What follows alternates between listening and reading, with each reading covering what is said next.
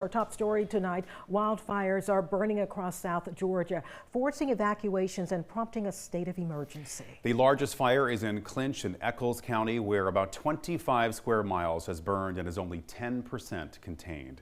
We want to give you some video out of Clinch County here to see. The Georgia Forestry Commission says they have responded to more than 90 wildfires across the state since Saturday, including one near Fort Stewart. A historic burn ban is now in effect for 91 counties, meaning no outdoor burning of any kind, no exceptions. That includes all the coastal Georgia counties. We have team coverage tonight, including conditions closer to home and when we might see some relief. But we began in Brantley County, where evacuations are already in place and crews are working around the clock. WSAV's Jillian Coles is live near the fire line tonight. Jillian, what are officials telling you right now? Ben, Tina, we are actually as close as officials would allow us to get to this fire, but what may look like clouds behind me, that is actually smoke filling the air, and it is actually quite hazy down the road that Jensen will show you. You can smell that smoke from here at the airport. Officials say low humidity, the breeze picking up, and drought conditions. We have the perfect formula for this wildfire. They say it's currently pushing and growing northeast, and they're unsure how long until it's contained. They're warning people living nearby to take precaution now in case you are forced to evacuate. 1,000 acres of land torched near Brantley County. Officials say 22 agencies across the state are working to put out more wildfires, at least 90. They are attacking it from the air, using water drops to suppress flames, and the ground, redirecting the fire from homes and businesses. Officials say right now the Brantley County fire is less than 10% contained. You might notice the acreage is still going to go up even as our containment number goes up, and you're like, how does that make sense? Because we're basically working with the fire. We're leading it where we need it to go, where it will present the least risk. So far, 54 homes have been affected and 25 people have checked into nearby shelters. One firefighter yesterday reported minor injuries. The Georgia Forestry Commission says the cause of the fire has not been determined, but they plan to contain the fire and protect people before investigating. We have one singular overarching priority, and that is life safety for first the public, and secondly for those that are going into harm's way as our first responders to fight the fire. We're asking the public to pay attention. Officials are warning of bad air quality, which can be especially hard on people with respiratory problems. They are advising people in the area to stay indoors, use an N95 mask if outside, and put their air conditioning on recirculate. Some areas have mandatory evacuations in place already, but officials warn nearby Brantley County residents to be ready to leave immediately using Highway 32. For those that are needing extra time for pets, livestock, any medical needs, it may take you a little longer to evacuate. You should leave now if you're in those affected areas. All others should be ready to leave immediately if conditions worsen. Brantley County Sheriff's Office officials say updates, road closures, evacuation notices, all will be posted on their Facebook. They urge everyone to stay alert in case your area becomes impacted.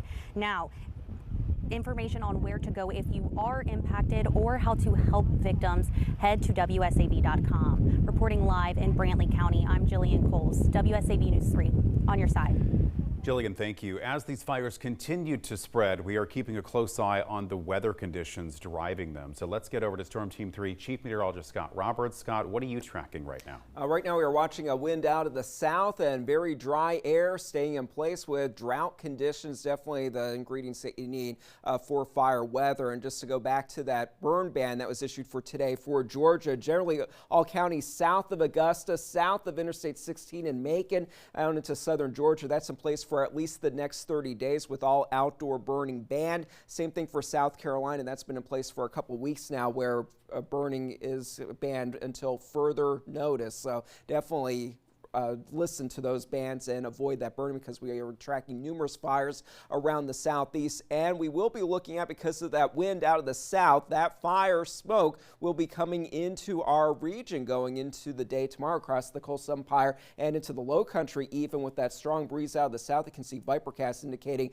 that smoke will be coming right over us, so that will degrade the air quality for most of us going into the next day or so. So if you are sensitive to that, definitely exercise extra caution. We'll have more details on our local forecast in just a few moments. Thank you, Scott. Turning now to our continuing coverage, a fight over an abortion law in South Carolina escalating, and one Lowcountry lawmaker is finding himself at the center of it. The bill would eliminate the state's current 6-week ban and make abortion illegal once a pregnancy is clinically diagnosable, with no exceptions for rape or incest.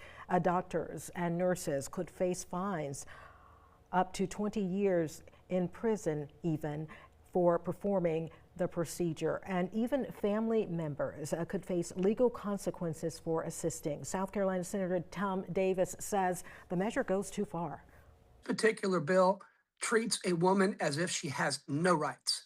She is nothing but a receptacle for an unborn child. And the idea, I mean, think about it, Andrew, the idea of requiring a teenage girl who's been raped to carry that child to term is ludicrous.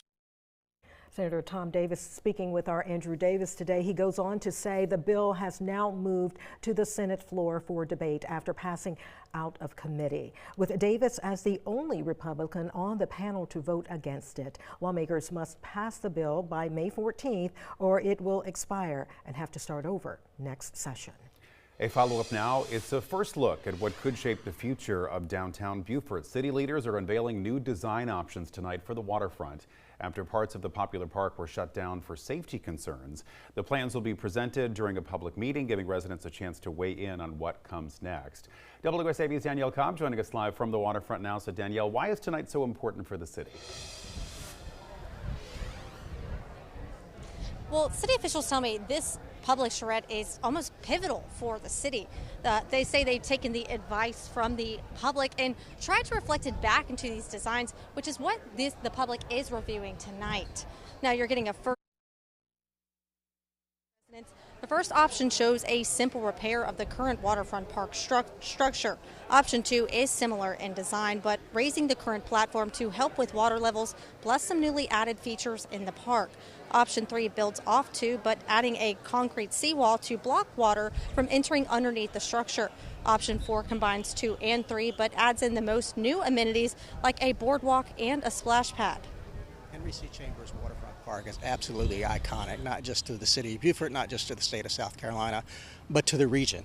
And so it's really important to City Council, and it's really important, I think, to our citizens here in the city of Beaufort that we restore it to the degree as much as possible that people are used to seeing it.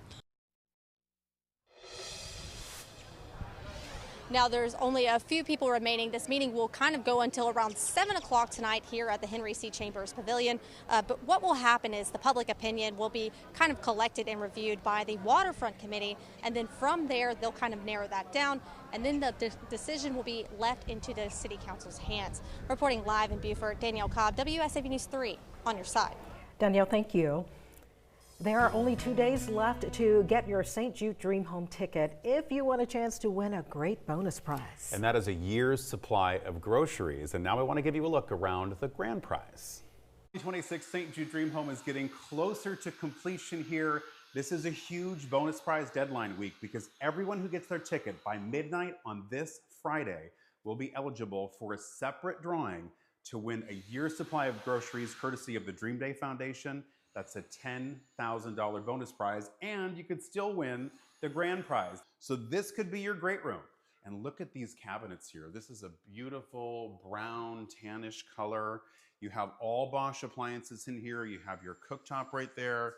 You have one of these fancy fridges that have the wine storage right in the middle there. Plenty of room, French door style. And they put in one of these. We love to see these because this is a coffee maker that retails for more than $5,000. It's not hooked up to electricity yet, but this is the sort of thing that you can control from an app, and you could have your piping hot cup of coffee waiting for you by the time you get down here in the morning. So Bosch is one of the national sponsors for the Dream Home giveaway, and they provide their dishwashers. I have one just like this at home. They are so nice. And we're doing the multifunctional convection microwave oven thing again this year.